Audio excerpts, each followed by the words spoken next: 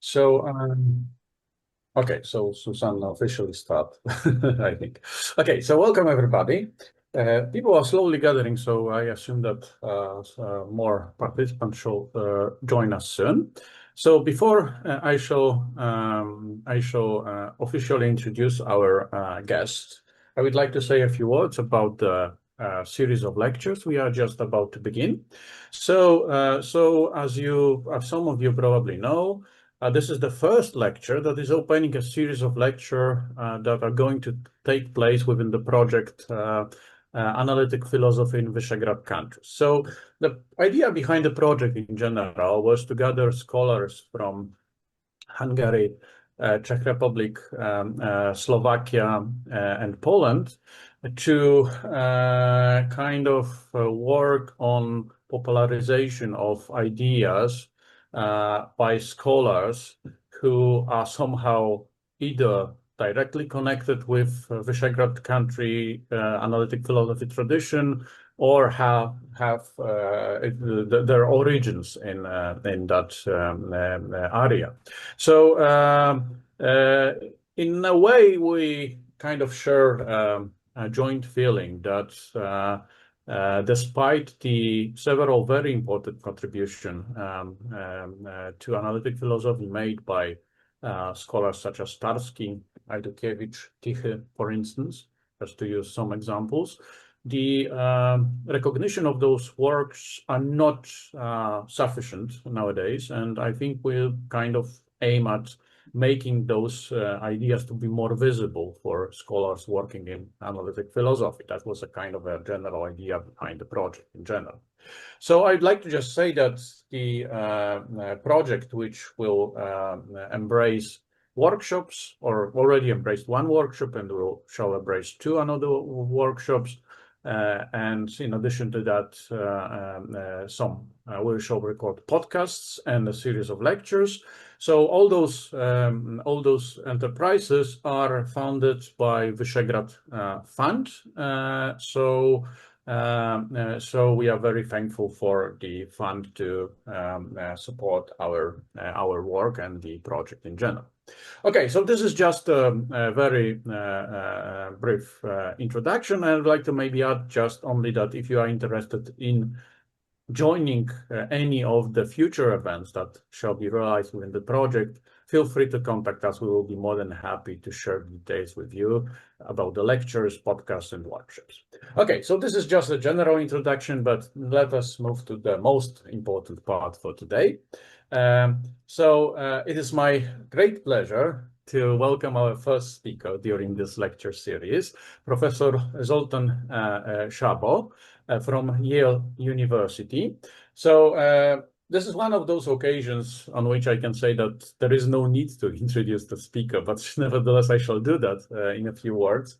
So Professor Szabó is a philosopher who is mainly working in the area of philosophy of language, and as he is also interested in formal semantics and metaphysics. So he wrote numerous important papers devoted to such issues as compositionality, interpretation of quantifiers, just to mention just two examples. And in addition to that, he published and edited very important books like the Essential Readings, Reader's Guide for Readings in Formal Semantics, for instance, and excellent, and he's a co-author of an excellent handbook in philosophy of language. I must personally admit that I'm using it during my classes, and so it's really a great and very helpful work for me and for my students. So it's a real honor, Professor Szabó, to host you today at our lecture. And without further introduction, I can only say, please, the screen is yours. Thank you so much, Tadeus, for the kind introduction. I hope everybody can hear me well. This is a talk that's fresh work on questions that's strictly related to epistemology. My approach will be very much in the philosophy of language, looking at ways in which we talk about knowledge. This will raise all kinds of methodological questions. I hope we'll get to those in the question period. So if you look at these three sentences, Lorna knows her car, Lorna knows that her car is in the garage, and Lorna knows how to drive a car. And it looks like these are very different kinds of reports. On the face of it, know seems to express three different relations in these three sentences. In the first, it's a relation between thinkers and objects. In the second, it's a relation between thinkers and propositions. And in the third, it's a relation between thinkers and certain acts. In addition to these three, there is this fourth sentence, Lorna knows where British cars are sold, which seems to introduce an even further relation, a relation between thinkers and questions.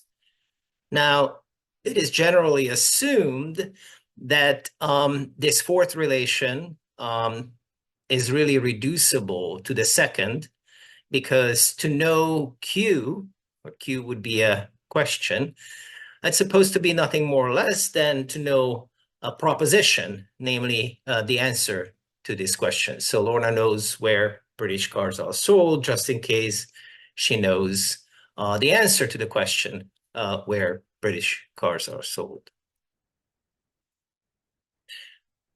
So let me just summarize what I'm going to argue for.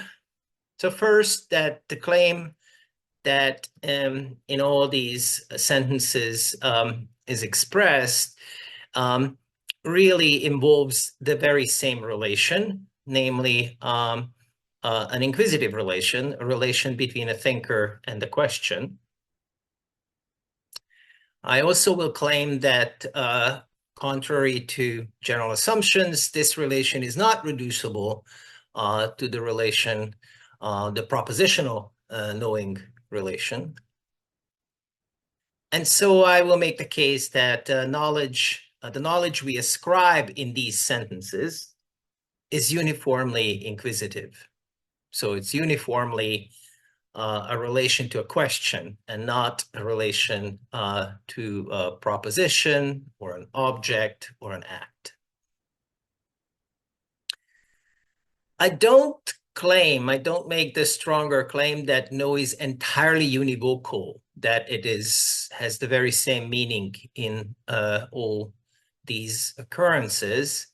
But I claim that the only difference there is that depending on the grammatical category of the complement no takes in these four sentences, we might have different presuppositions associated with them. A little bit about what questions are and how I'm going to talk about questions. So in ordinary English, the word question is can mean at least three different things. It can mean a certain sentence in an interrogative form or interrogative mood. Then it can be the content of such a sentence, whatever that may be. And then it can also be the act that is normally performed when we are uttered this sentence. So I'm always going to use question in the second sentence. So the second sense. So that what that means is that question is what it is that we tend to ask when we utter an interrogative sentence. So it's not a sentence, and it's also not an act. It's what we tend to ask when we utter an interrogative sentence. That's what a question is. So there is a standard view which goes back, more than 70 years ago to the work of Hamblin, that sees questions as sets of possible answers. Again, the claim doesn't have to be that that's what questions are, as it's usual in philosophy. Sometimes what we do is we model these things in a certain way, and that can be a fruitful thing. So if you don't think questions are sets of possible answers, It's fine. You might just think that they can be very well modeled in our theories as sets of possible answers. So then the question expressed by is Max running would just be a set containing the proposition that Max is running and the proposition that Max isn't running. Those are the two answers. If you have a question like who is running, like a WH question, then that's going to be a set containing propositions of the form X is running, where X is one of the individuals that are somehow salient in the context of utterance. So if I'm asking who is running, I'm in a certain context. There's a certain contextual restriction on who are the salient individuals. And the question really is just a set of propositions for each of these individuals of the form, that individual is running. So that's the question. A little bit more on answers. So the relevant notion of answer that will be used here, there's a tight syntactic relation between interrogative sentences and the declarative sentences that express their answers. So if I'm asking, who's running, if you just ask, is Max running? Then if I say probably, that seems informative, but it's not really an answer because it doesn't really rule out any of the possible answers that make up the question. If you have who's running and I say Tom or Jerry are running, that's also not an answer. It doesn't rule out any of the possible answers, but it is something that we might call a partial answer. So the former, something that's an informative thing to say but doesn't rule out any of the answers, that would be a mere response, and something that does would be a partial answer. Okay. So let's look at questions on their nose. So Lorna knows where British cars are sold. So the literature in the semantics of questions, which is voluminous, usually distinguishes 3 readings for this question, but exactly how to characterize these readings is extremely controversial. So I'm just going to go through these. Sorry.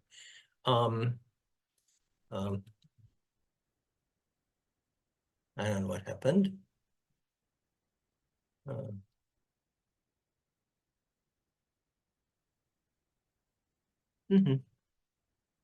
Okay, so there's the non-exhaustive reading, which is true just in case Lorna knows of some place where British cars are sold, that British cars are sold there. So that would be knowing at least one of the answers of the question. Then there's a weak exhaustive reading, which is true if Lorna knows of every place where British cars are sold, that British cars are sold there. And then there is the strong exhaustive reading, which it's not just that you know of every place where British cars are in fact sold, that's a place where British cars are sold, but also you also know that it's not sold anywhere else. So you know of every place where British cars are not sold, that British cars are not sold there. So that would be the strongly exhaustive reading. So again, let's step back. Why care about this sort of semantic analysis of knowledge descriptions? Well, so one, a sentence like Lorna knows her car is sort of a paradigm example of how experiential knowledge is ascribed, right? This is a kind of knowledge where that seems to require some kind of experiential contact with the car. Lorna knows that her car is in the garage. This is sometimes called theoretical knowledge in general sort of philosophical literature. And of course, Lorna knows how to drive a car. That would be practical knowledge. These 3 kinds of knowledge are often distinguished, goes back very long time. And So the idea is that if we get a little bit clearer about the semantics of these types of sentences, then we might learn something about the relationship among these three kinds of, that are sometimes called three kinds of knowledge: experiential, theoretical, and practical. Now, it's clear that language alone cannot possibly settle all these questions about how these kinds of knowledge are related, and exactly how to sort of classify kinds of knowledge. That's clear because if you look at these examples, in all of these cases, we just have a simple noun, a proper name, a proper noun, or a common noun in the complement of know. Harry Lime knows Vienna. That seems like experiential knowledge. Alan Turing knows mathematics. That's clearly theoretical knowledge. Yu Fei knows Kung Fu, and that seems practical knowledge. So just simply like how, what the grammatical categories of these things are alone is not going to settle how to make these intuitive distinctions here. Nonetheless, I think types of knowledge are associated with canonical ascriptions, and then it really matters how these ascriptions relate to each other as far as the semantics of the language is concerned. And this is especially so if these are relations that hold across many, perhaps all human languages. So, the advantage of serious semantic analysis of a piece of language from a philosophical perspective is real if we're finding reasonably universal aspects of the semantics, because they can really reveal us something important, maybe about how we think about these matters. I also want to say that if I am right in this argument, then the sort of traditional way in which epistemology and especially contemporary analytic epistemology focuses on knowing that as sort of the paradigm example of knowledge, that would be somewhat myopic. And so this is the sort of main take-home message of the investigation I'm doing here. Okay, so let's start. Let's start with knowing how. So Ryle famously argued that knowing how to act is not knowledge of a fact. So in our terms, that would be a reduction of the act knowledge relation to the propositional knowledge relation, right? Now, Ryle's argument is that a reduction of this sort would lead to a kind of vicious regress. The argument rests on these two assumptions. One is that, if one knows a proposition, then one must first consider that proposition. So if I know that P, then I somehow have to consider, entertain a proposition. And then considering a proposition is also some kind of mental act. And to do it, one must know how to do it. So to consider a proposition, one must know how to consider it. And then immediately we have a kind of regress here. And the exit for Ryle was to deny that knowing how is reducible to knowing that. But the first assumption seems false. It just isn't really true that in order for me to know a proposition, I have to first or at all entertain or consider it. If there is a sense in which it is true, then that sort of consideration or entertaining is just not an intentional action. So maybe there's a sense in which, if I know that, grass is green, then I am going to have to entertain the proposition that grass is green. But if that is the case, then that's not an intentional action. So it just doesn't really follow that to do it, I have to know how to do it. So I think Ryle's argument is unsuccessful. If you look at the structure of these of this sentence. Lorna knows how to drive a car. You know, in the syntactic literature, you're going to see that the complement seems to have this kind of pro element, which is really the correspond to the subject of driving a car. So this is the kind of syntactic structure that we have. And it's, of course, the very same syntactic structure that you would use for any other WH interrogative complement, like Lorna knows where to buy a British car, same deal, where there's a pro, there's a trace to buy a British car at T. And so you have the same kind of syntactic structure. The pro element is anaphoric on Lorna, so then it's either anaphoric on Lorna, so it's something like Lorna knows where she to buy, you know, for her, or it's interpreted as one, as a kind of generic one.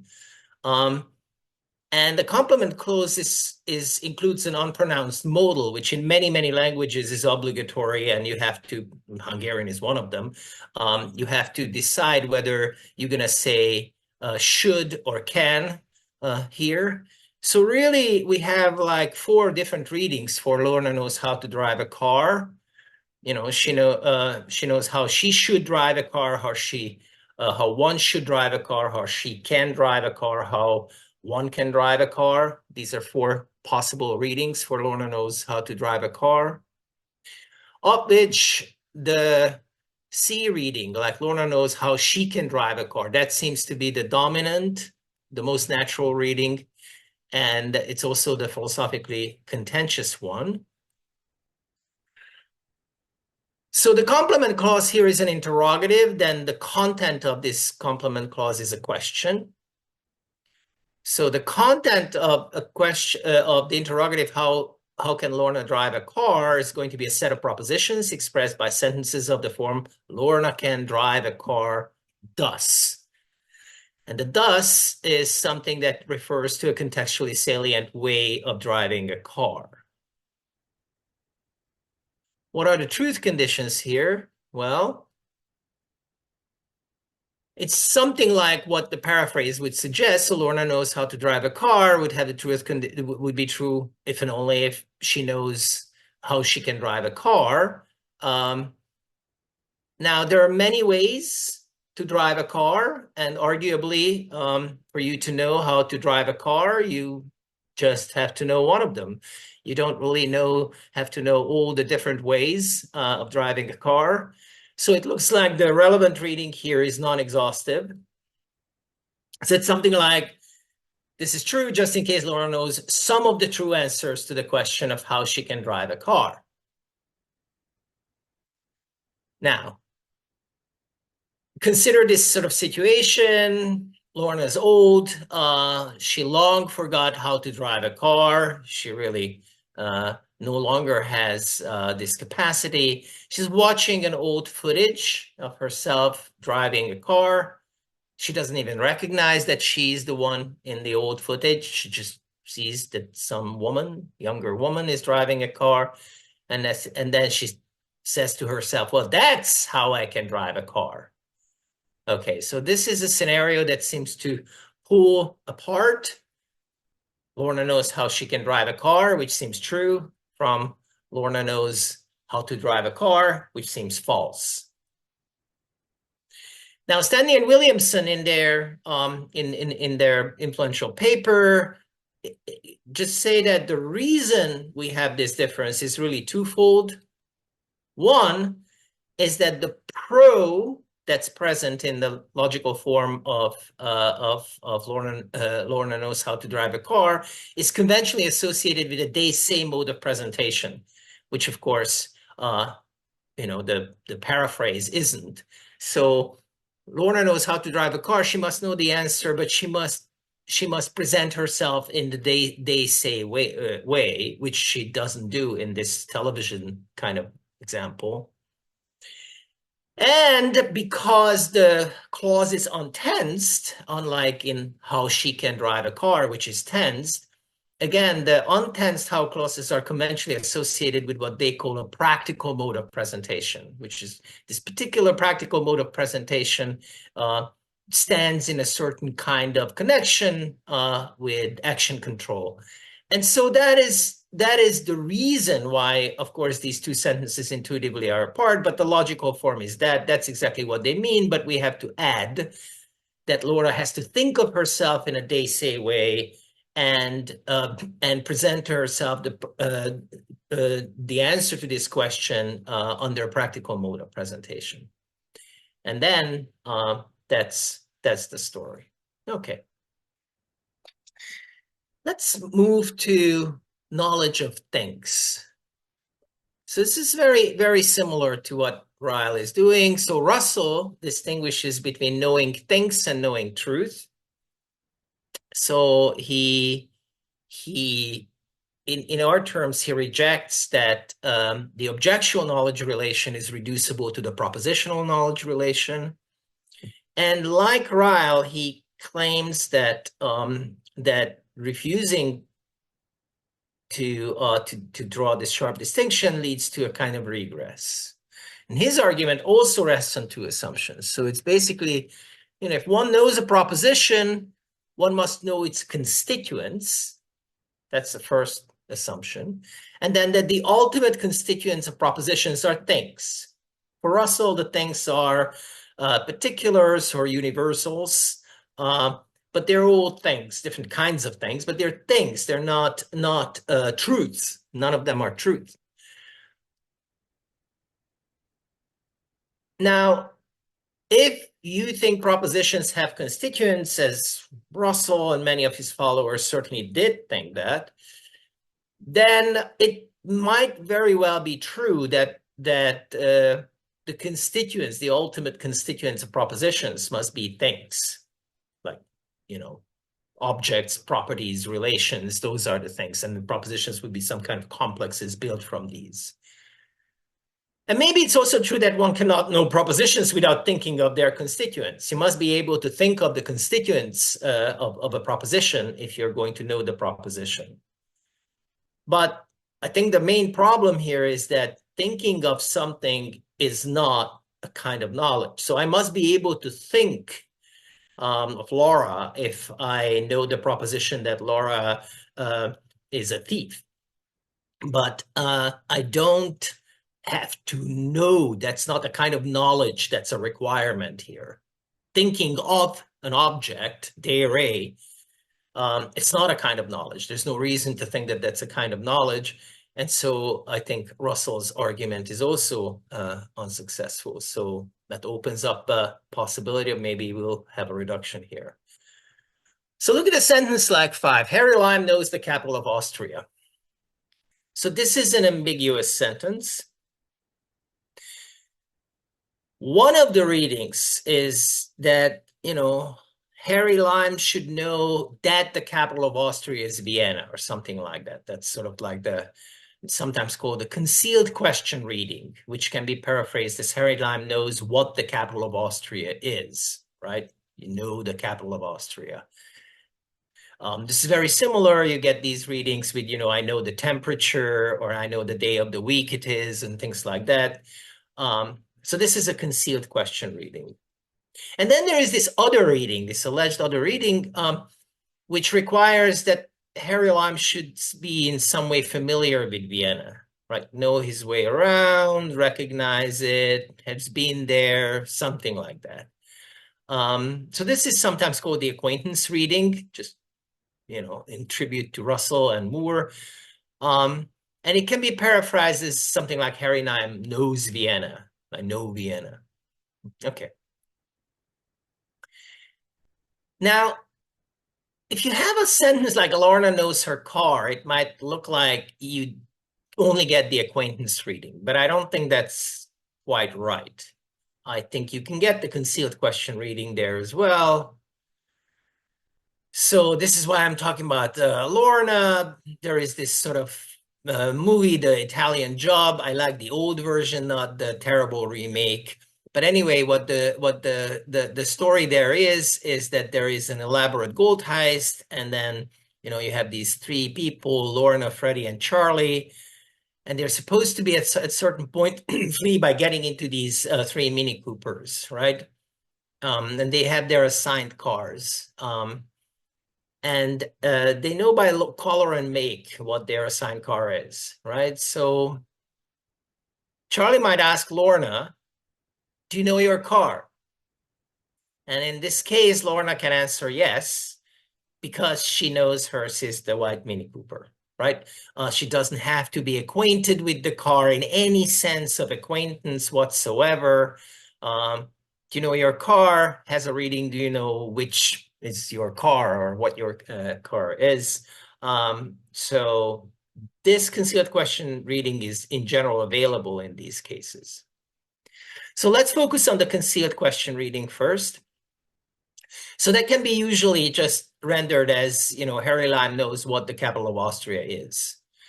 And a very natural proposal would be is that, that you can capture this if in your semantics you allow that noun phrases like the capital of Austria or her car in the previous example, that they can express questions.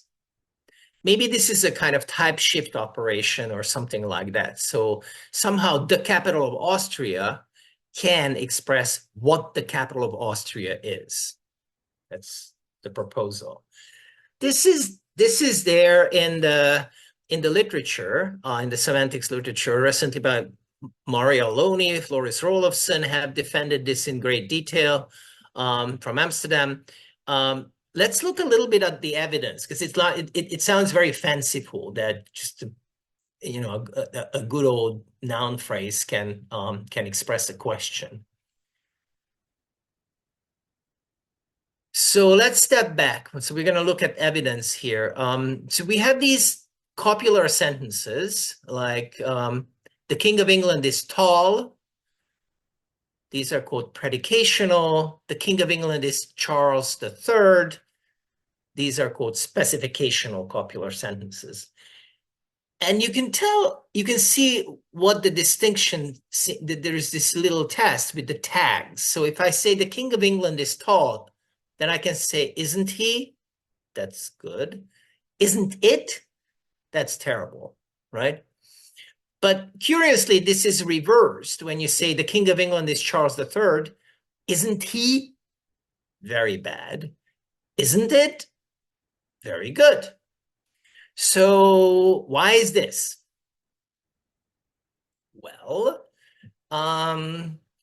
you might think that the reason is that the subjects of specificational sentences denote questions, and their complements denote the answers. So basically, you have a structure like the one that like this. So when you say the King of England is Charles III, the structure of this, who the King of England is Charles III. There has to be a little bit of deletion that has to be motivated by syntax, but let's move on. So this is one piece of evidence, specificational sentences and their tags. It seems like this it really can't talk about the person, so maybe it talks about the answer. Here's another piece of evidence. So when you have a reflexive pronoun, its antecedent has to be very close to it. Essentially, what syntax is telling us is that it has to be in the same clause, the antecedent of a reflexive pronoun. So that's why you can say things like the boy shaves himself, and you can't say the father of the boy shaves himself if the himself is supposed to be anaphoric on the boy. The father of the boy shaves himself cannot mean that the father of the boy, the father of the boy, that it's really the boy who shaves himself. That reading is completely out. And that's supposed to be explained by this principle called principle A in the binding theory, which is that essentially intuitively it says you have to be close, you have to be in the same clause if you're an antecedent. So himself can have the father of the boy as its antecedent, but not the boy. Except this principle has certain violations. You can say what the boy shaves is himself, where it looks like, on the face of it, that the antecedent is in a different, in a higher position, not in the same cause as himself, and nonetheless, this is perfectly fine. Also, the person the boy shaves is himself. That's also good.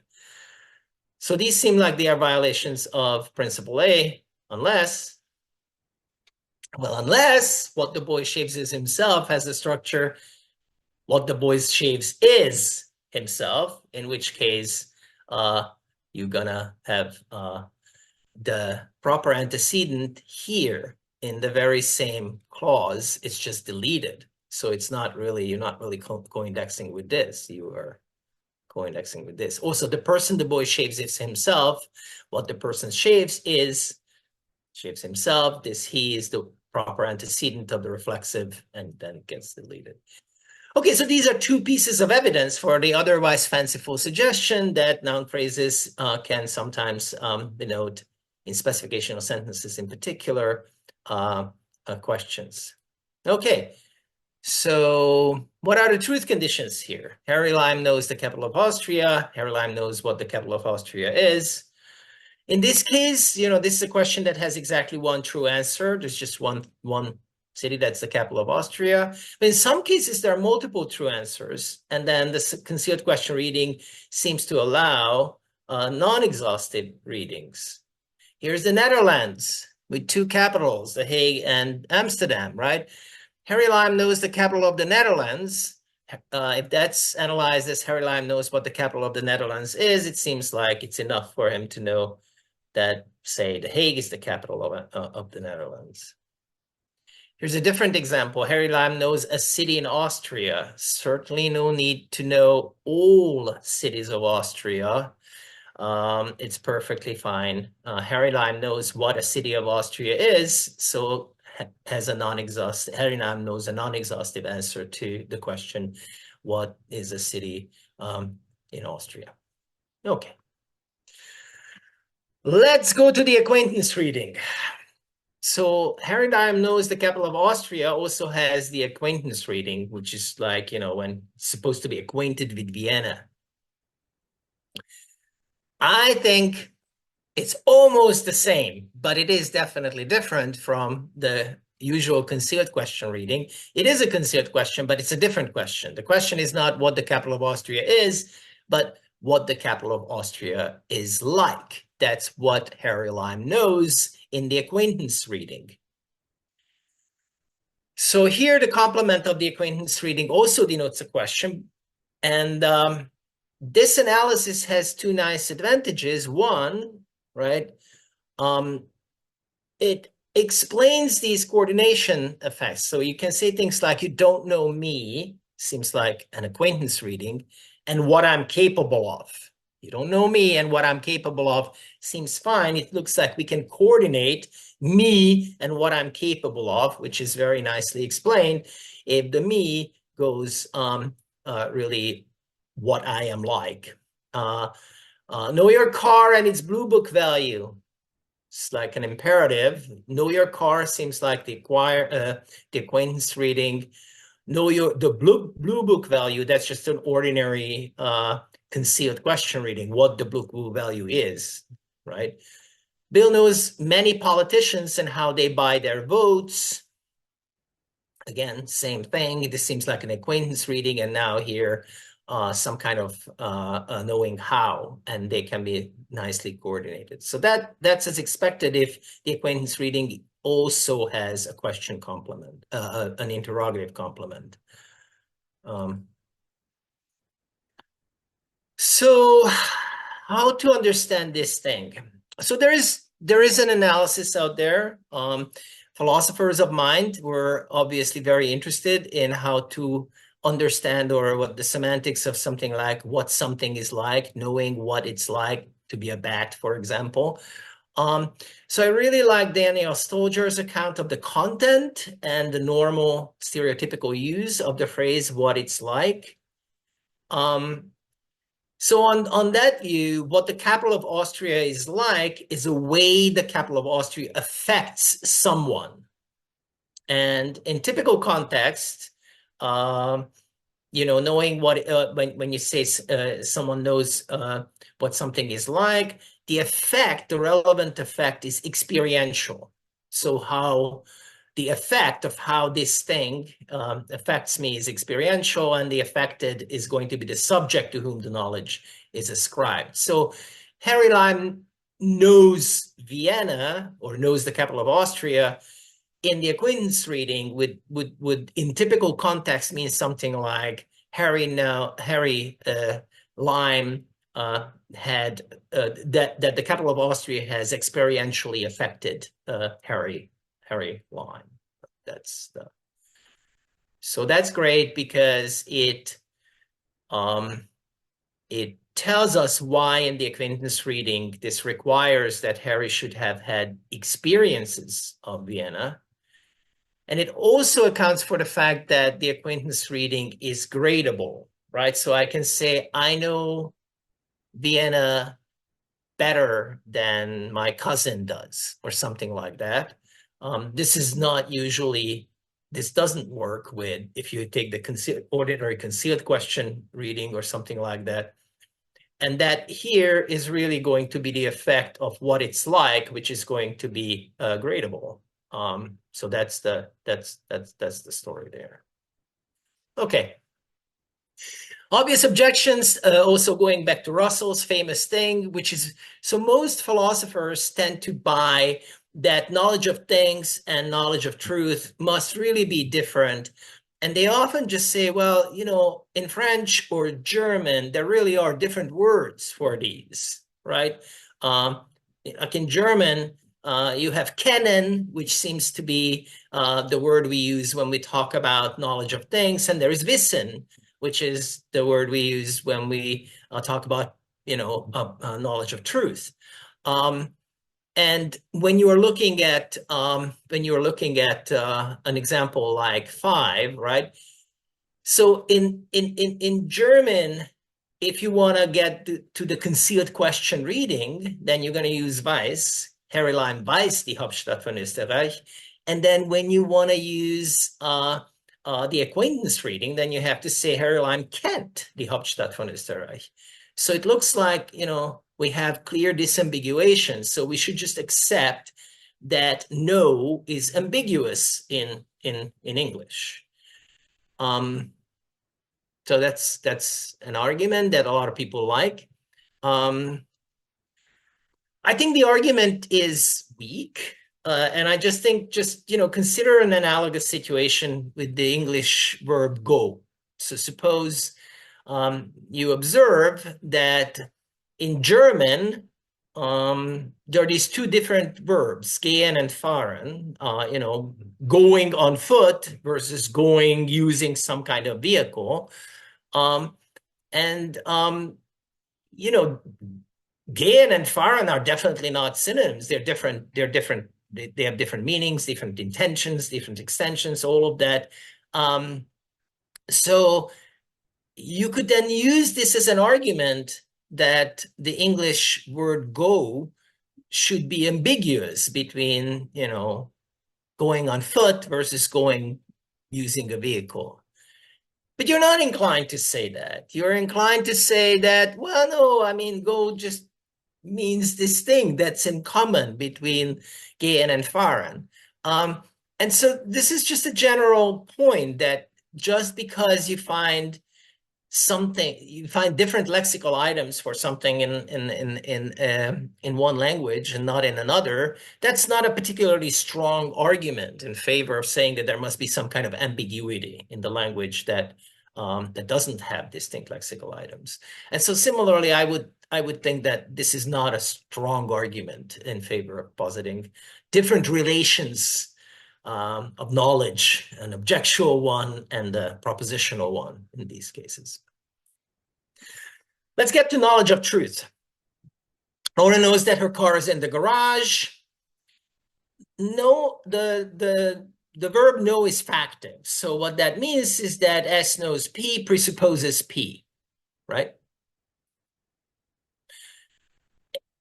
That it presupposes, you can tell from the fact that that presuppositions, unlike ordinary entailments, project and survive in various environments where entailments don't. So Lorna doesn't know her car is in the garage. That still carries the presupposition that Lorna's car is in the garage, just like Lorna knows that her car is in the garage. If Lorna knows her car is in the garage, then she will go there. That also carries the presupposition. Does Lorna know her car is in the garage? So even the question carries the presupposition that Lorna's car is in the garage. So that's why you should just, distinguish presuppositions from regular entailments. Presuppositions of a sentence are conventionally encoded felicity conditions.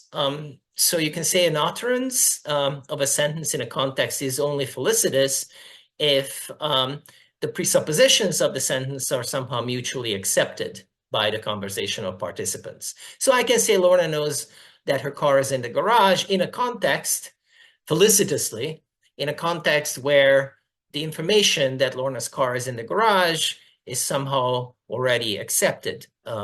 It's part of the common ground. Now, of course, one can observe, and many have observed, that I can say too, even in a context where there's no shared information about, Lorna's car being in the garage. So this is what Rich Thomason and David Lewis, Bob Stonecker, and following them lots and lots of others have called accommodation, where the idea is that when an utterance is somehow infelicitous in a context, then the audience can adjust the context by sort of accepting certain pieces of information and thereby make the utterance felicitous in the new context. So this is what's called accommodation. So this is the sort of thing that can happen. And then presuppositions are sometimes accommodated in a local context. So if I say Charlie said Lorna knows that her car is in the garage, that doesn't really presuppose that that Lorna's car is in the garage, right? That Charlie said that Lorna knows this is not going to necessarily carry this presupposition, but we can think that we are accommodating this in the local context. So that this is a presupposition that must hold in all the circumstances that are compatible with what Charlie said. So you can think of it as it's sort of accommodated locally in this sort of intermediate context. Okay. So compare 2 and 2 prime. Lorna knows that her car is in the garage. Lorna knows whether her car is in the garage.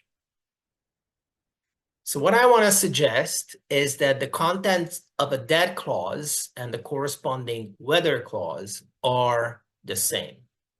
Frege proposed that too, except that he thought that the content of the whether clause is going to be just a proposition, whichever is the true answer. And I want to do it the other way around. I want to say that the content of that her car is in the garage is just a question whether her car is in the garage. The difference between the two is really at the level of presuppositions, right? So Lorna knows whether her car is in the garage doesn't presuppose that her car is in the garage, but Lorna knows that her car is in the garage does presuppose that. So again, the view is that the first sentence does not entail that Lorna knows the proposition that her car is in the garage, only that Lorna knows this proposition or its negation. But then since it presupposes the proposition that Lorna's car is in the garage, if it's uttered felicitously, the speaker treats this proposition as true, its negation as false, and then since only truth can be known, the proposition that Lorna knows that her garage is not that Lorna knows that her car is not in the garage is going to be treated as false. So really, this is sort of the proposal. So the that clauses really are just whether clauses, except that there is this extra presupposition that they carry. So right. So the speaker is committed to the proposition that Lorna knows the proposition that her car is in the garage, but the commitment doesn't come from doesn't come from the semantic content there, but from the presuppositions. Some evidence for this. So look at these two sentences. They differ in how the focus goes. In one case, I say Lorna knows that her car is in the garage. In the other, I say Lorna knows that her car is in the garage. Okay. Take two scenarios, right? So here's Lorna. She's looking at her car in her garage, right? So that definitely the car is in the garage and Lorna is looking at it. I suppose she doesn't know where she is. She doesn't know she's in her garage. She's kind of disoriented, but she recognizes her car. She knows what she's looking at. Well, I think in that sort of case, I would say 2A is true, but 2B isn't, right? So Lorna knows that her car is in the garage. Would be true if she knows that she's looking at her car.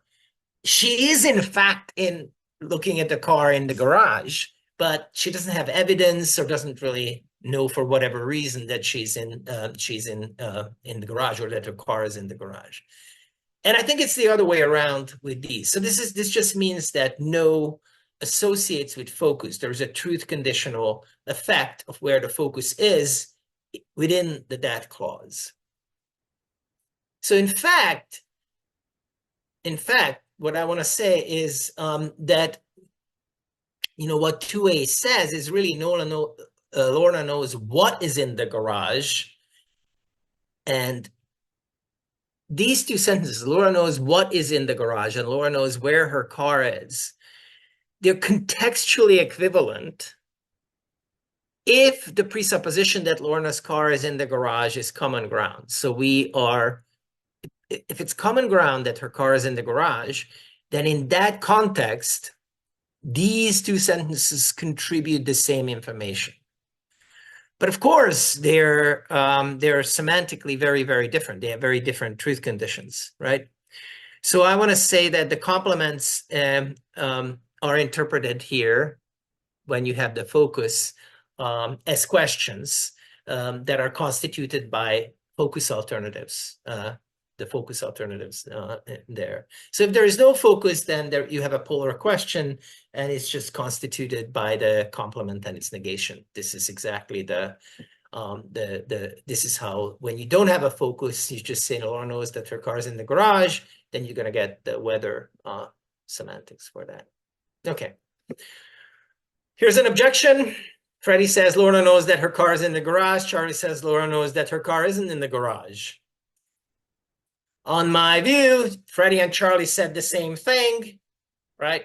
I predict that this sentence, Freddie and Charlie said the same thing, is true, since what Freddie and Charlie are saying is that Lorna knows whether her car is in the garage. And that seems terrible. Like, nobody wants to say they say the same thing.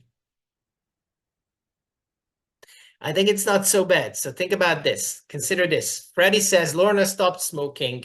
Charlie said Lorna doesn't smoke, right? Again, they commit themselves to the very same new information, right? If the presupposition that Lorna didn't used to smoke is already common ground, they commit themselves to the same information, different presuppositions. There's a presupposition in one case and there isn't in the other case.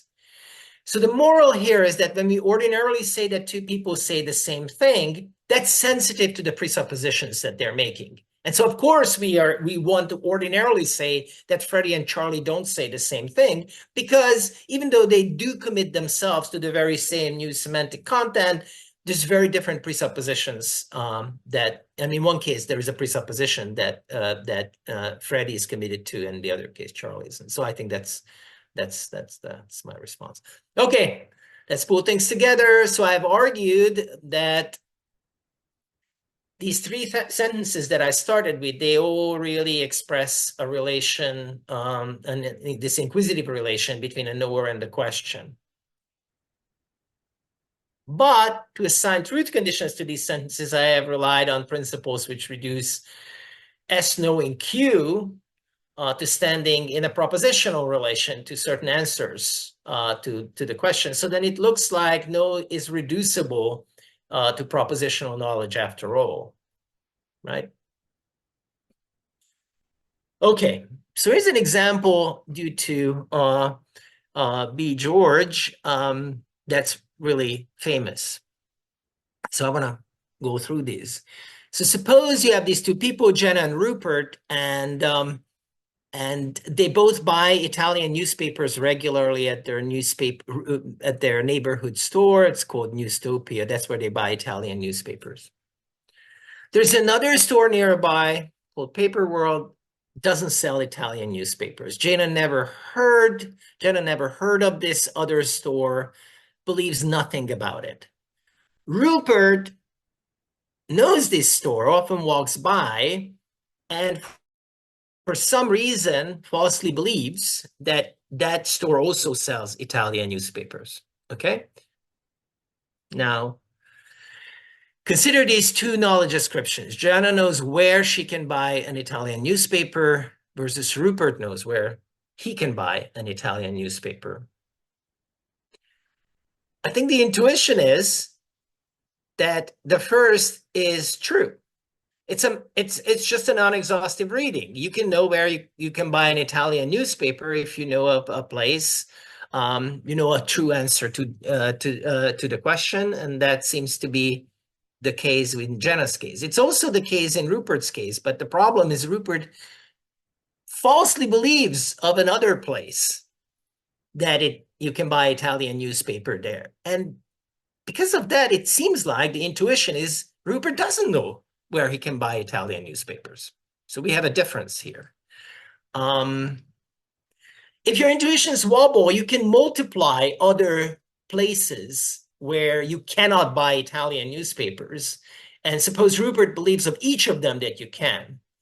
And I guess you will come to see that if that's the situation, Rupert, there are these like 67 stores, and Rupert believes you can buy Italian newspapers in all of them, but in fact you can only buy in one. And this is not a case where we would say he knows where we can buy an Italian newspaper.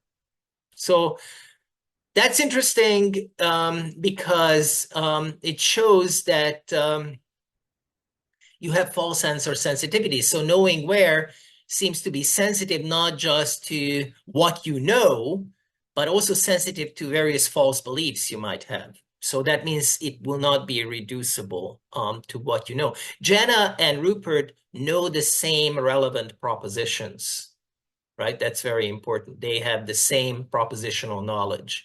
And the fact that Rupert doesn't know where he can buy the newspaper and Jenna does suggests that that's not enough, that there's some difference in the question related attitude. Here we are going to have another situation where there's two places where you cannot buy Italian newspapers, but Rupert falsely believes that you can, and I think the intuition remains the same, right? So Rupert thinks that in one or the other of these places sells Italian newspaper, doesn't know which one. That's still a problem, has a false belief.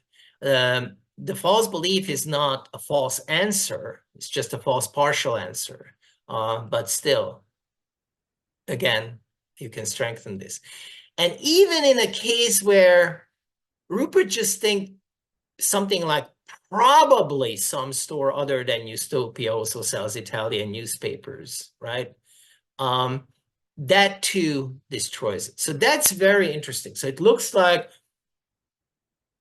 question-related knowledge is irreducible to propositional knowledge, right? So these examples shows that while knowing an answer to Q is plausibly a necessary condition for knowing Q, there's no sufficient condition that can be formulated in terms of knowing answers and negations of answers to Q.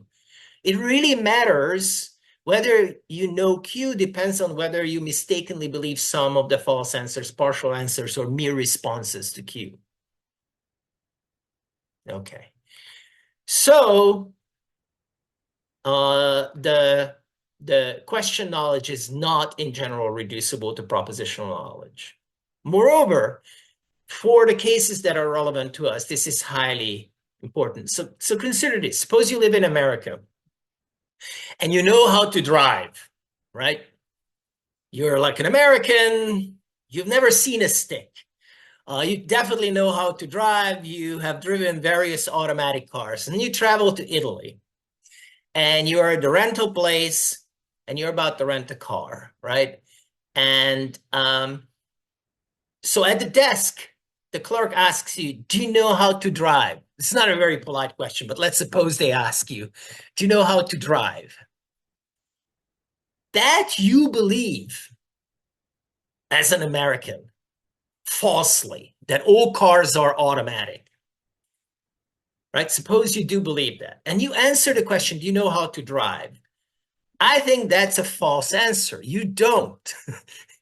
And what's going on here is that there is a way of driving a car that is really relevant in the context, and you have a false belief. You falsely believe that the cars that you could rent or you would rent there, they are, that you can drive them the way you know how to drive. And that's not true. So you don't know how to drive. So again, a non-exhaustive answer is the one that's relevant. And like in the Italian newspaper examples, it looks like the practical knowledge is destroyed by certain false beliefs. Here's another example here in the case of knowledge of things. Suppose you know your car. I know my car, like, I owned it for 10 years, but I forgot the license number. So there's a sticker on the car, and I usually, when I'm in the garage and I need to find it, I often just rely on the sticker. I'm in a parking garage. It just happens to have several cars that look just like mine, and they all have this sort of sticker on them. In that situation, if a friend asks me whether I know my car in the acquaintance reading, and I believe that the sticker will uniquely identify the car, then I think if I say, yes, I know my car, that's false. I gave a false answer. So these illustrate that this phenomenon, the irreducibility of question knowledge, affects both knowing how and objectional knowledge. So you have a genuine need, I think, to admit that these are all involve questions in the same way. Neither the act knowledge nor object knowledge is reducible to propositional knowledge, I think. Okay, conclusion very quickly. So I argued there is a principled way to interpret know as expressing a relation between a knower and the question in canonical ascriptions of experiential, theoretical, and practical knowledge. S knows Q, not reducible to propositional knowledge as has. I think it's best treated as basic, and probably it can be roughly paraphrased as S is able to reliably select some or all, depending on the reading, true answers to Q. So knowledge in this way is a certain ability to reliably select some or all true answers to the question that is given by the complement. I relied on all kinds of controversial assumptions. I bought into practical modes of presentation that Stanley and Williamson argue for. I bought into the Amsterdam style idea that noun phrases can sometimes be interpreted as questions. And I argued that whether and that clauses can have the same kind of content. And I only relied on evidence from English. And so obviously, it is to be seen how these generalizations stand up when we are looking at a couple of thousand other languages that that we have. But I'm not going to get into that right now. Thank you for your attention. Thank you very much. Thank you very much for the inspiring and excellent lecture, full of fresh and provocative ideas, I would say. So thank you. And it's time to open the Q&A part of our meeting. So if you would like to ask a question, you might use raise your hand button, which is at the bottom of the Zoom application, or you might just write me in the chat box, and I shall grant you the privilege to ask a question. So the Q&A part is officially open. So I see that we have the first question from Anna Justina. So Anna, please. Hi. Thank you. Can you hear me? Yeah. Thank you for the talk. It was really great. So I have a question, perhaps a twofold question. So as knows that Q, so about something that you said at the end, so there is something basic there. So knowing the answer to a question is not reducible to propositional knowledge, to knowledge that. But you say that S has to be able to reliably select some of all the true answers, so it implies some propositional knowledge. So this is a question. So it's not reducible, but does it imply propositional knowledge? Should I answer or wait for the other? Yes, answer, and then I'm going to follow up. Yeah. So that's great. So what I said, what I conjectured is that that knowledge would be a certain ability to select one of these propositions. I didn't say that this is knowledge, but I don't think this is propositional knowledge. So it clearly, propositions are not eliminable from an account of what knowledge is, if that's what the answer is going to be. But knowledge on this view is not some relation between a thinker and the proposition that the thinker knows, but rather something completely different. It's a certain ability to reliably select true answers to the question that is given by the complement of the knowledge description. Mm-hmm. Okay, so propositions are not eliminable. I don't even have a problem of sort of making sense of what propositional knowledge would be, but the thing is that propositional knowledge is not a reduction basis for accounting for what inquisitive knowledge is how I like to call it. Yeah. Mm-hmm. Yeah, because so then my follow-up would be, so I come from the side of knowledge by acquaintance, so defending the Russellian knowledge by acquaintance that is logically independent of any propositional knowledge, and so it's completely distinct and not just not reducible, but completely independent. Yeah. And so I was wondering whether you would exclude that from your account. And if so, still, so you gave examples of knowing a city, knowing an object, but what about knowing experiences? So knowing pain. And then you may say, yeah, so knowing pain is knowing the answer to the question, what it is like to feel pain. But when we think about experiences, what it is like to feel a certain experience and the experience itself, they are just the same.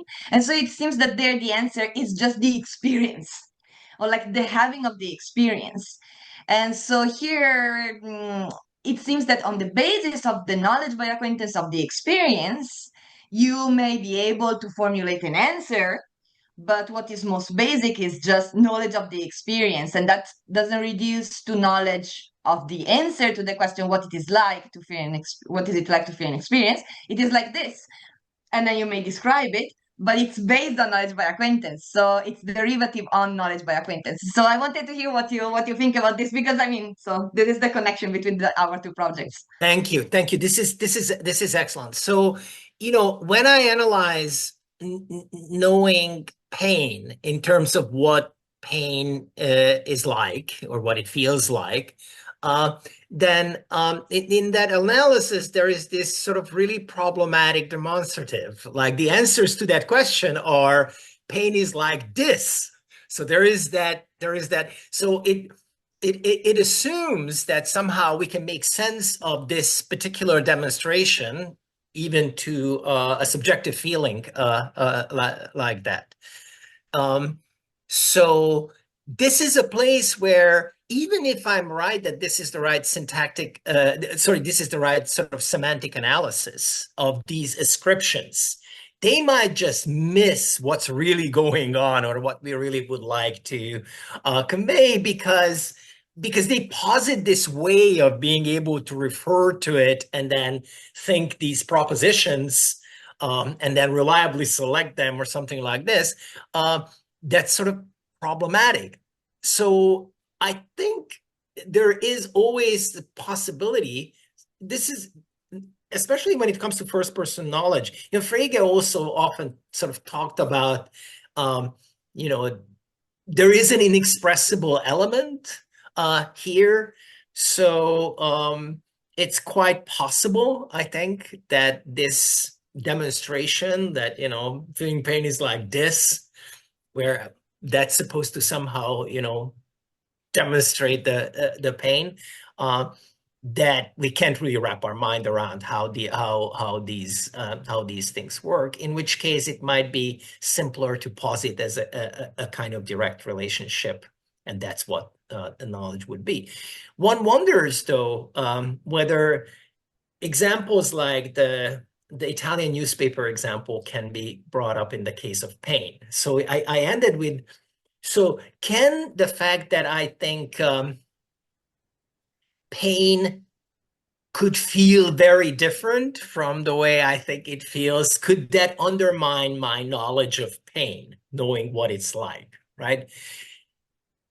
My analysis suggests that in principle, this should be possible. So somehow I could be, the fact that I am in a situation where I can't tell apart a particular kind of feeling from another could undermine my knowledge of that pain.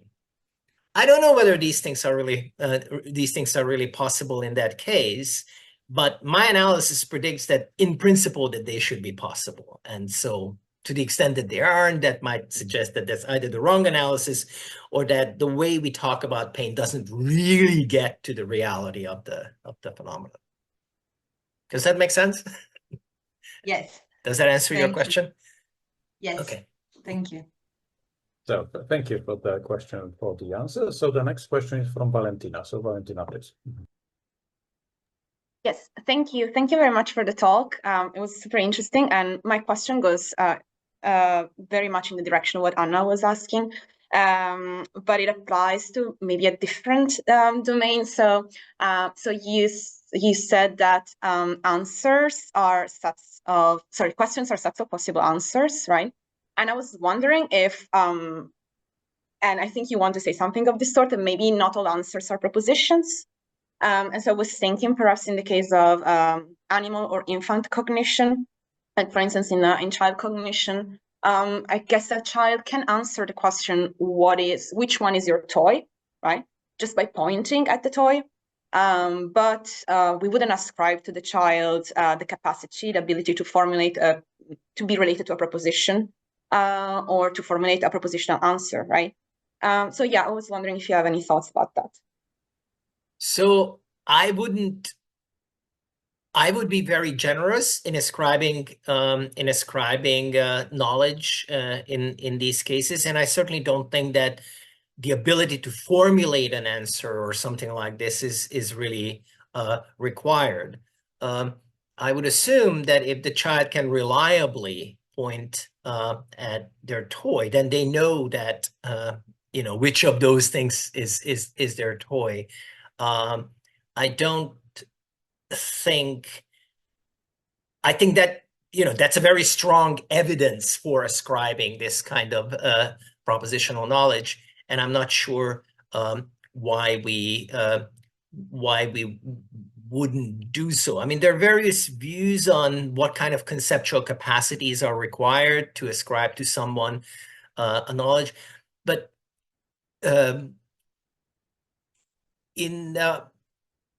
so we can talk about it, but I certainly don't think that propositional knowledge is something that's a particularly difficult cognitive achievement that we should think it can only be ascribed to adults or people who can somehow formulate verbally propositions.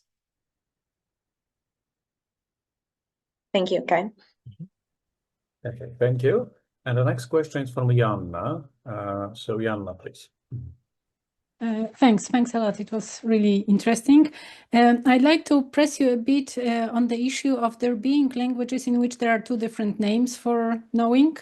You said that you are not really convinced by this argument, and that in German we have, for instance, fahren and gehen, and in English go, and from that we shouldn't infer that go is ambiguous.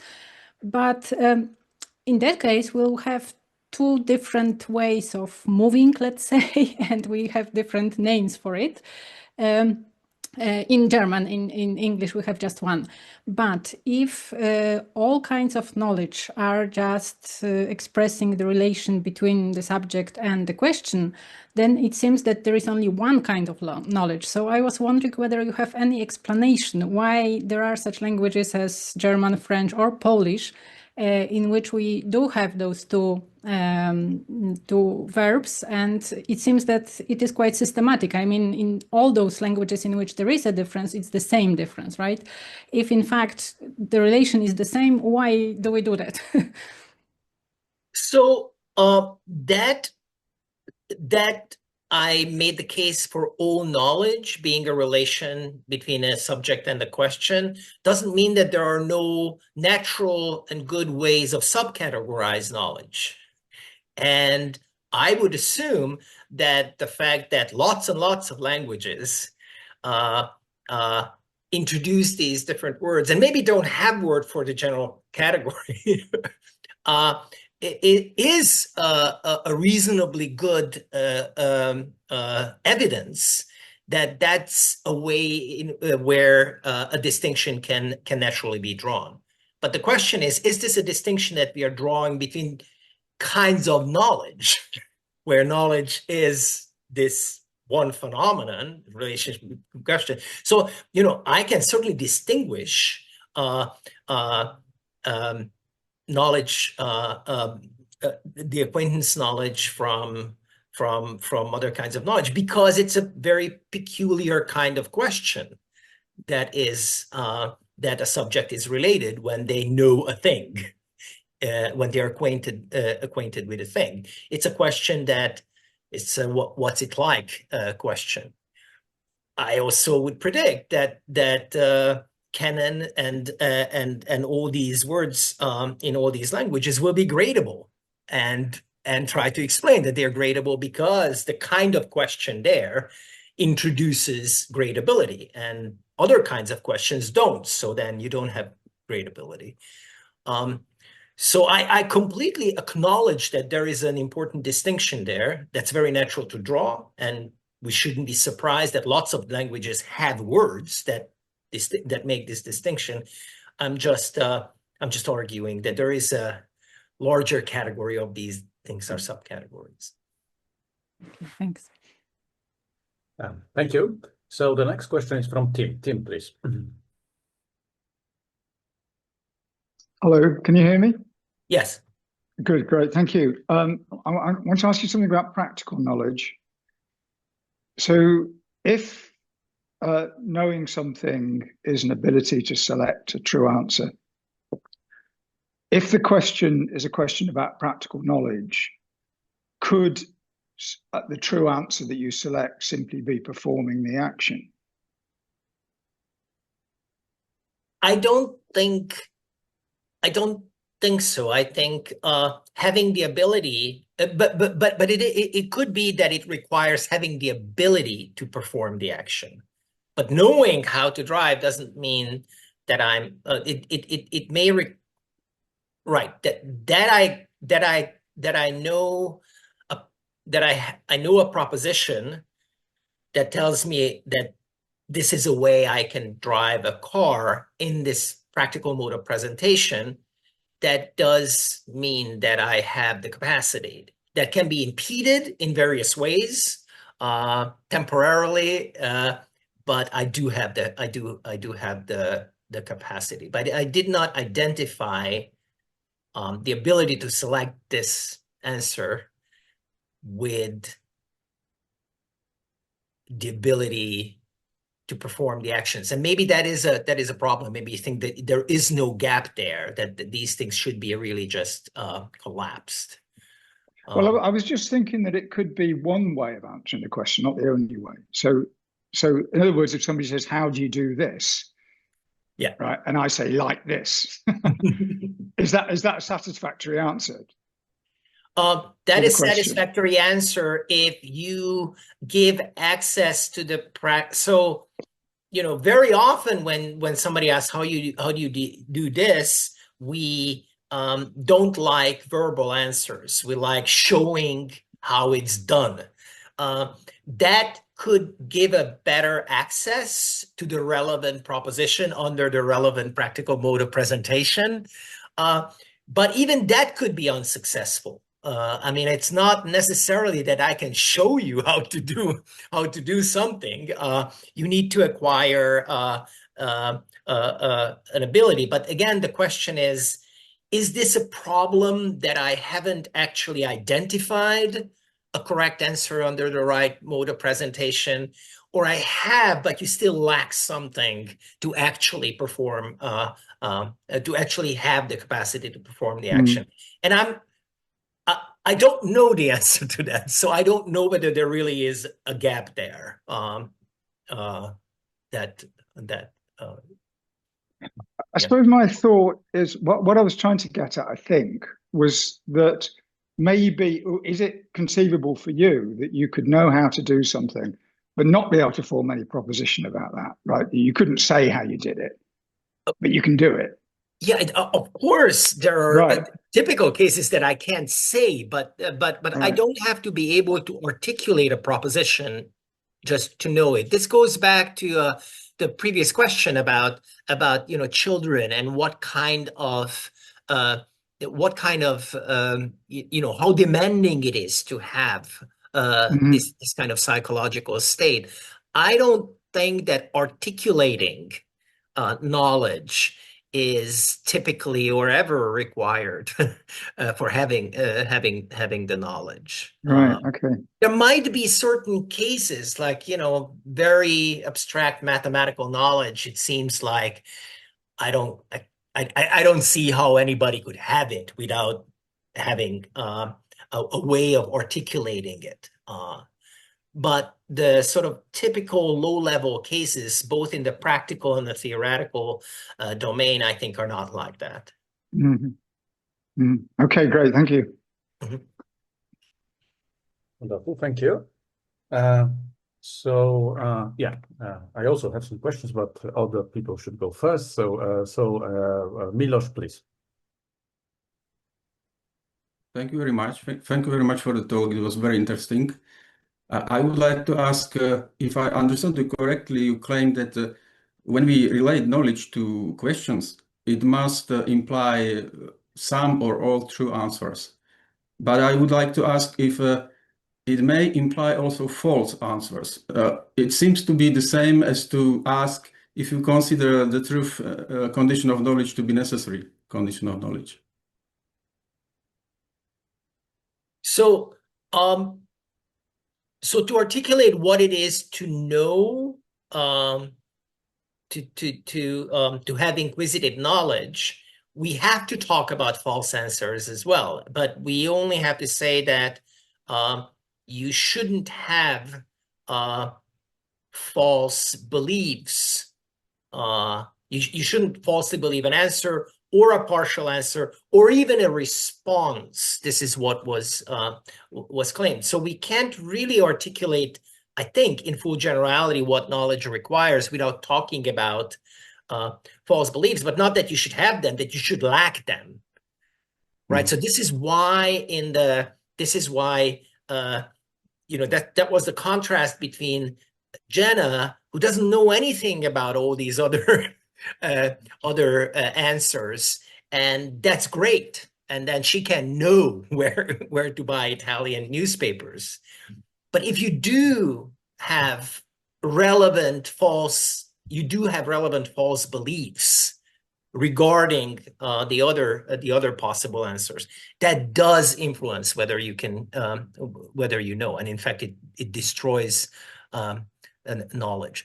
So they are important, but only in the negative way, that you shouldn't have false beliefs. You shouldn't believe false answers or false partial answers or false responses. At least that's what I argued. Yeah, thank you very much. It makes sense. Thank you. Yeah. Thank you, Milos. So are there any comments? I see that there is a question in the chat, but we might leave it for as the last one. So if there are any questions that can be asked aloud, so to speak, so when it's time for this. If not, I shall ask mine. So it's so first of all, Zoltán, it was really fascinating, great talk, and thank you for this. So I would like to ask you about two small things, but I kind of might be irrelevant. Can we go back in the slides to this to those examples with number 5 related to acquaintance, knowledge by acquaintance? So that was this. Knows the capital of Austria. There was this example number 5, 5A and 5B. I think that was the. Sorry. Yeah, it was. No. I have to go time. further back. Yeah. So yeah. Which one here? That was, yeah. And, and so that's the concealed question reading. Yeah. Yeah. And 5B was there. Yeah, precisely. So I would like to ask you about one thing, which is kind of a bit worries me a little bit. It seems to me that you might utter the conjunction of 5 and 5 and the negation of 5B and say something true, right? So you might say Harry Lime knows the capital of Austria, and it is not the case that Harry Lime knows the capital of Austria is like, what the capital of Austria is like. And we might think of contexts in which this conjunction will count as true. For instance, Harry might know the capital of Austria from books, and but he might lack knowledge of Vienna from personal experience, or something like that. So there are cases like this. So the first question concerns those kinds of cases. What do you think about them, and how would you analyze them? Because they might be kind of used as a kind of problematic for the account. Yeah. No, that's a great point. So if you insist that knows the capital of Austria, it's just sort of book knowledge, but it's still the acquaintance reading. I take it that's what you are saying. It's not that he knows what the capital of Austria is, that he knows that Vienna is the capital of Austria, but it's something more. It has a certain kind of acquaintance with Austria, but it's somehow more limited. And so then the intent of saying he knows the capital of Austria, but doesn't know what it's like, would be to say that he has a certain kind of limited acquaintance, but doesn't have a certain kind of deeper acquaintance with it. Yeah, great. So I think, what the capital of Austria is like, this is going to be context sensitive, right? So we have the WH element. Just like any old quantifier, it comes with a certain domain. And that can be narrower or wider. This allows you to say that you can know what it's like in one sense, but not know in another sense, where these senses are not different meanings or anything like this. It's just that the set of answers are broader, a set of possible answers are somehow broader in the context or narrower in the context. Now, of course, this is only part of the answer, because of course it sounds felicitous to say knows the capital of Austria but doesn't know what it's like, but not knows what it's like but doesn't know what it's like. That doesn't sound felicitous. Maybe that can be explained by the fact that we would like to, disallow a kind of interpretation where that would be contradictory, and that's really hard if you. It's the same thing, like you say, I know the capital of Austria, but I don't know the capital of Austria. This sounds terrible for the same in the same way. But this is all that I can say. So I would insist that at the level of logical form, we have two cases of the very same type of question with a different domain. So in one is a narrower domain. So that's the initial one, and then it's a wider domain where it's a bigger kind of accomplishment to know the true answer there or something like that. Yeah. Yeah. Thank you. So it's yeah, it explains. Yeah. So, and the second question I would like to ask you about is just related to the knowledge of truths and analysis in terms of knowledge as a relation to questions. So, the question here is as follows. So you're kind of focused on your analysis with this truth presupposition, right? In a sense, right? But I was kind of worried about the entailments of knowledge that and know that sentences in general, and especially this entailment from knowledge to belief, which is a kind of not presupposition, but it's just an entailment in those cases. So I'm having a bit of problem with seeing how your analysis would kind of prevent this entailment, because it seems to me that two entails the belief sentence, while in the case of two prime, it doesn't seem to be like this. Yeah. So that's the question. Yeah. Thank you. No, that's completely and you put your finger on a really hard thing. I mean, among other things, belief doesn't take question complements, unlike no, right? So there's no such thing as believing whether or believing who or anything like that.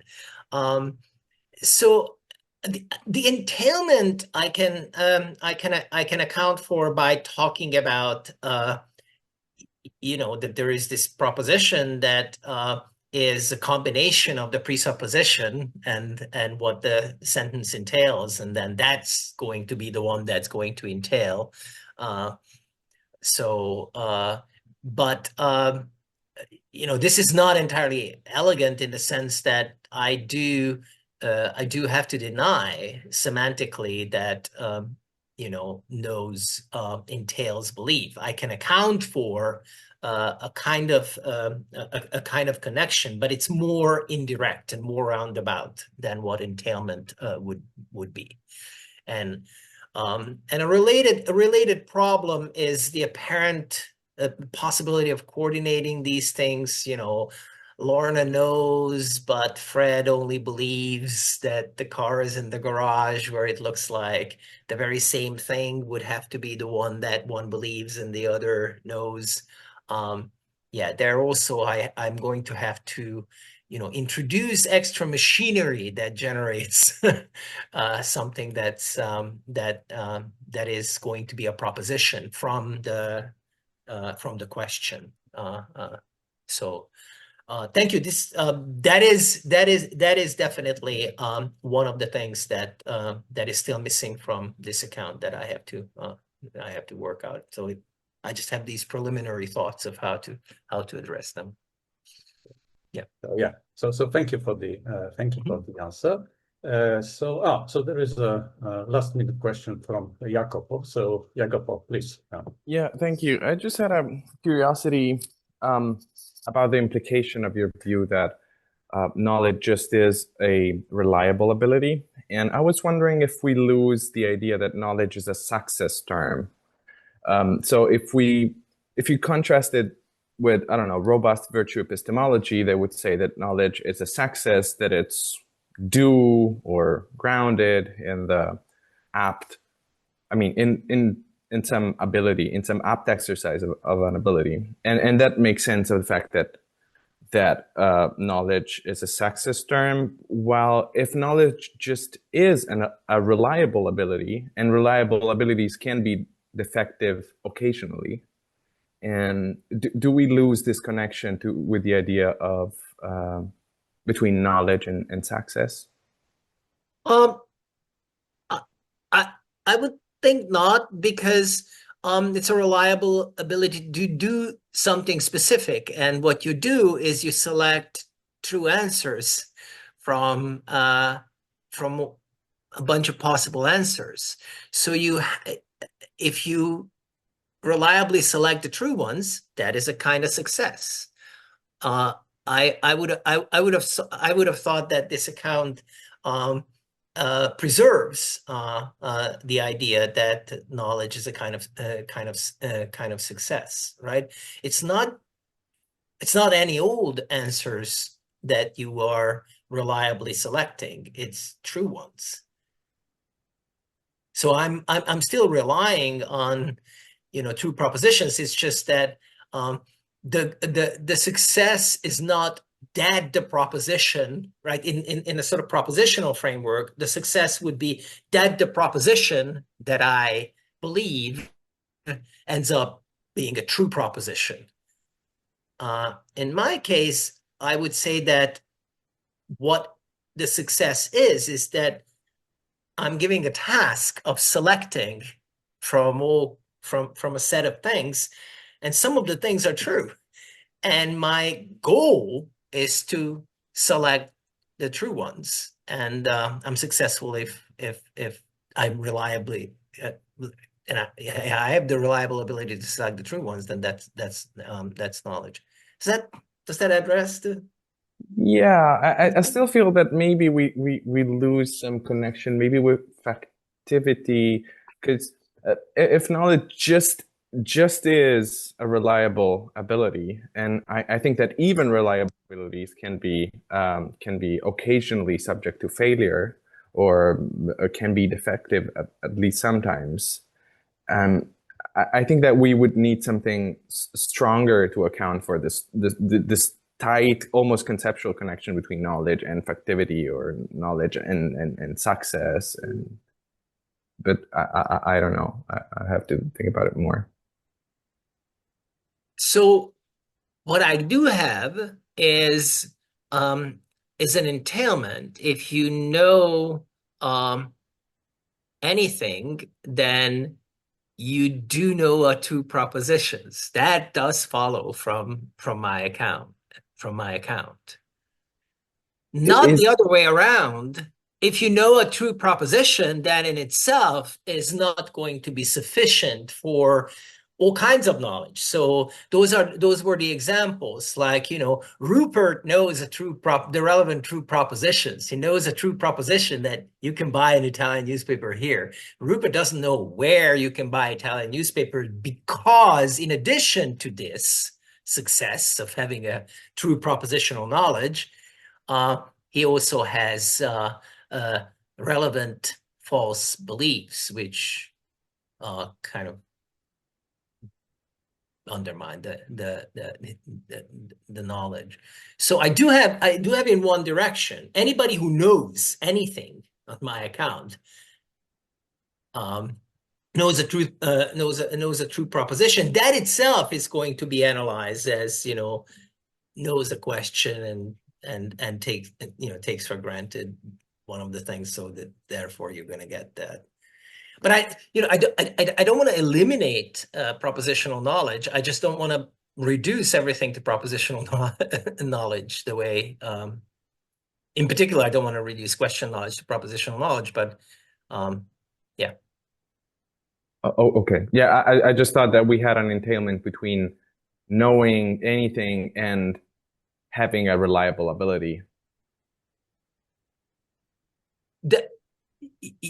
I do think that's what it is, but that doesn't really contradict that you have an entailment, that when someone knows anything, that they must know a true proposition. Okay, thanks. Okay, thank you. So I think that's going to be the last question, because we have a question in the chat box. But Marek, who asked the question, is with us, so perhaps he might ask the question himself.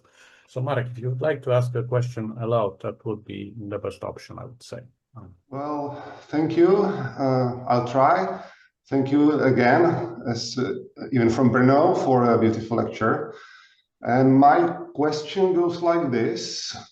Isn't there a dilemma between analyzing questions, or specifically knowledges of questions, as knowledges or knowledge of set of propositions and their respective truth values on one hand, and between analyzing knowledges of questions as knowledge of some form of distinguishing procedure or procedural knowledge, how to get to the right answer, or how to pick a correct proposition that is true in that scenario.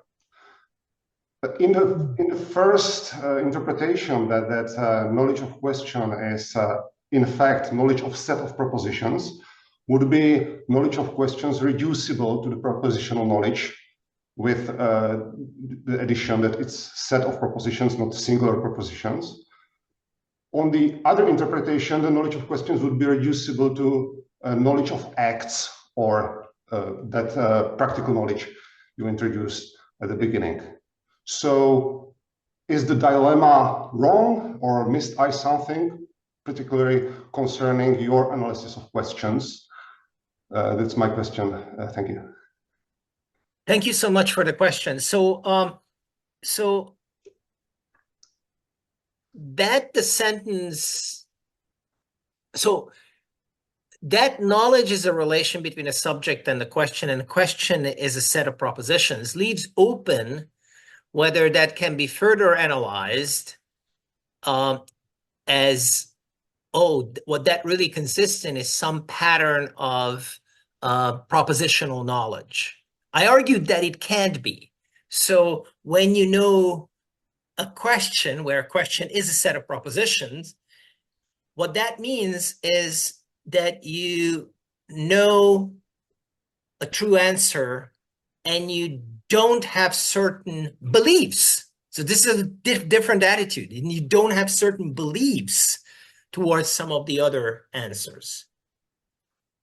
This is then can be further analyzed. What does this model, that I have this knowledge to some true propositions and I lack beliefs to certain other possible answers, amount to?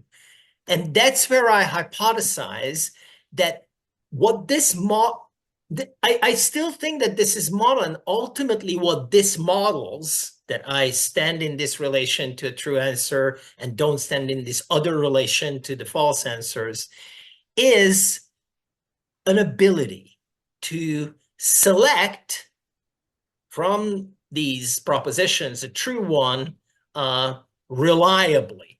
And the reliability of that selection is what requires that I shouldn't believe even a partial answer or a relevant response involving other possible answers that are false. If I did, that would impede my reliability. So it's really, I don't think these things contradict each other. I didn't offer anything but the really speculative last one as an ultimate analysis of what knowledge is. All the others are attempts to model in a way that gets various kinds of, phenomena right. And I didn't really argue for the meaty thesis that I just put in at the end. It was just really left at the speculative level of saying, okay, so I think you can model it's what semantics does. It models somehow, the relevant kind of meaning of the sentence and truth conditions. These relations, whether what they ultimately really are, I think it's a matter of later analysis. This is true of more traditional semantic accounts of belief and knowledge. For example, in terms of possible worlds and the Hintika style analysis that also models some phenomenon. So I view semantics as a kind of modeling enterprise, and then the modeling enterprise gives you a kind of semantic analysis, and then that semantic analysis can motivate a philosophical account of what knowledge is. I did not do more than argue for a certain way of modeling. And then I put out a speculative philosophical thesis that I think fits well, but it's certainly not established by the semantic analysis, which itself has all kinds of weak spots in it. So that's what I've done. Thank you for the answer. I just to be sure, so you're claiming that knowledge of questions is reducible to knowledge of some kind of distinguishing procedure. It's a procedural knowledge between correct and incorrect answers? Yes, but that part of my talk was really just this at the very end, a speculative thing. And it's really only supported by these intuitions that, if that's what it is, then that would really explain why these false beliefs, irrelevant false beliefs, would be incompatible with having knowledge, right? That's the motivation for it. But I really did not, and really, that would be a much more ambitious project to try to establish that that's the right philosophical account of what knowledge is. I argued that we have good reason, at least based on language and canonical knowledge descriptions, to think that maybe there just really is one relation, that we don't have this plethora of different relations to acts, to propositions, to objects, and whatnot. But then that doesn't really address the question of what this state is, what knowledge really is. So, but it can motivate an answer to that. Thank you. Okay, so thank you. Thank you for the question and for the answer.